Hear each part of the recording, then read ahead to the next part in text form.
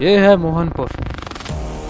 यहाँ के कण कण में व्यापार है। यहाँ पर व्यापार को धर्म और पैसों को भगवान माना जाता है।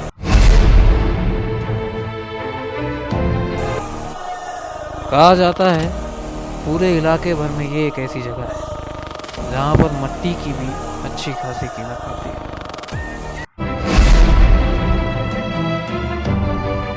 और जहाँ का बच्चा जब बोलना सीखता है तो पहले अपने व्यापार की चीज़ों की कीमत लगाना सीखता है। 2 साल पहले तक यहाँ सब कुछ ठीक था, मगर अब धीरे धीरे यहाँ पर एक जहर फैल रहा है जो मोहनपुर के युवाओं को अपनी चपेट में लेगा। और उस जहर का नाम है गांजा।